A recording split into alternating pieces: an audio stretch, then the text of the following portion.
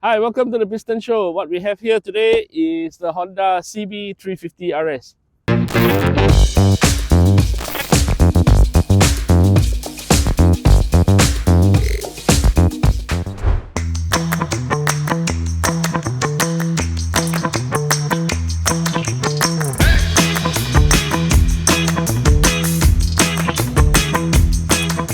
As you can see, the bike is a modern classic in design, what Honda calls neo classic. Now, it's a very simple bike, very easy to ride, and that's what makes it a lot of fun. But let's go through the details one by one. All right, let's start with the heart of the bike, which is the engine. Now, this is a 348cc single cylinder engine which produces about 20 horsepower at 5,500 RPM and 30 Newton meters of torque at 3,000 RPM. As you can see from the spec itself, this engine has more torque than horsepower, which shows you that this engine is more suitable for riding in urban areas and also cruising. Yeah, normal cruising, relaxed cruising. And basically that's it. It's a very simple bike. It's air cooled, very simple bike, no frills, and that's where part of the fun is. So let's come down to the chassis, which is also quite basic.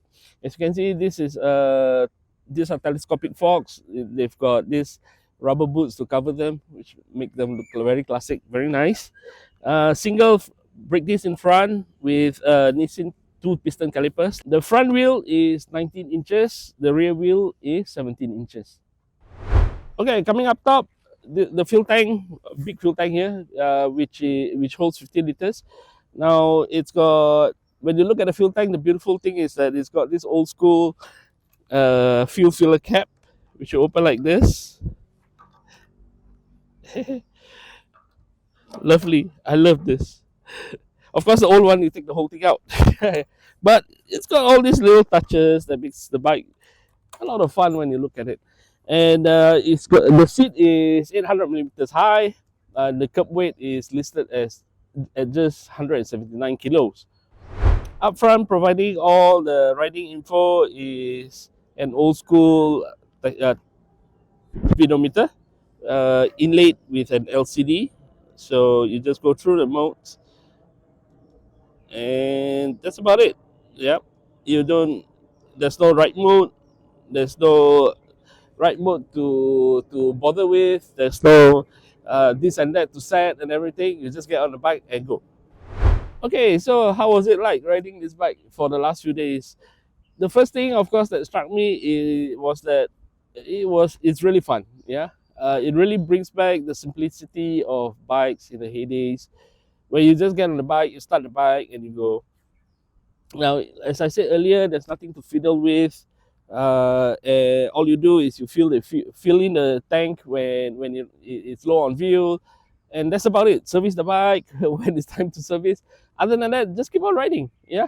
So we rode the bike through heavy traffic. It was so easy to ride through heavy traffic because you're sitting upright. You can see traffic far ahead. Yeah, you have a wide field of vision in front of you. Then as you ride on the highway, just cruise along, feel the breeze in your face, on your body, and that's very nice to me. And by no certain means, this bike can go around corners pretty well, and it doesn't try to wallow here and there when it goes through corners. But and the other thing that I noticed is that the 5-speed gearbox, yes, it's a 5-speed, not a 4-speed, not a 6-speed, a 5-speed gearbox. That the gears are spaced out very long. Yeah, the gear ratios are very tall. So first to second, second to third, third to fourth, but especially when fourth to fifth. That kind of caught me out by surprise at first. When I went into fifth gear, the bike just smooths out. Yeah, because that's actually an overdrive gear for you to cruise on the highway and save some fuel as well. Other than that, if you're riding around the traffic, usually I go around third gear, fourth gear, third gear, fourth gear. But you know, as soon as I hit the open road, I clicked into fifth gear, and that's where I relax. So if other bikes, other cars want to go faster, go ahead, go ahead. You know, I don't care. Just go ahead, because I just want to enjoy my ride. That's it. But the suspension is pretty good as well. Absorbs plenty of shocks on the plenty of irregularities on the road. The rear shock absorbers, the tail absorbers don't try to kick you out of the seat. The front forks, they don't kick in such a way that as if it wants you to kick the handlebar out of your hands. Yeah. Only thing is that these tires, be careful if you come across a road where there's irregularity between one side and the other, one higher, one lower. These tires tend to track over them, so you follow, and you think the bike is wallowing. It's actually not. It's because of the tires, right? Those are the things that I discovered. Uh, but other than that, every time I stop at the traffic light, people look over at this bike. You know, they'll check out the whole bike from front. You can see that their eyes will trace the bike from the front to the back, top to down. Especially this, I love this. The nameplate on the side panel here, old school side panel, very nice. Yeah, and it sounds good also. Let's turn it on and have a listen.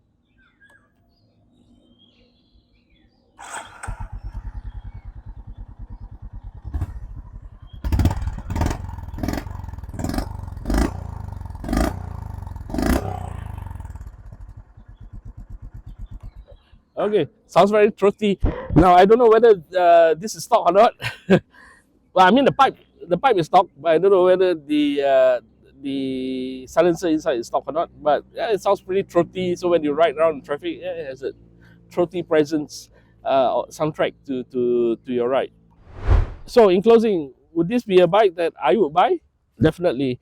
It's only RM20. It's only 20,500 ringgit, and it's perfect for your everyday ride. Perfect for your weekend ride. You want a relaxing ride, yeah, not the knee down kind. And yeah, pretty much does anything. Good seat height, low. You can carry your passenger in comfort. And yeah, thank you for watching the Piston Show. I'll see you again.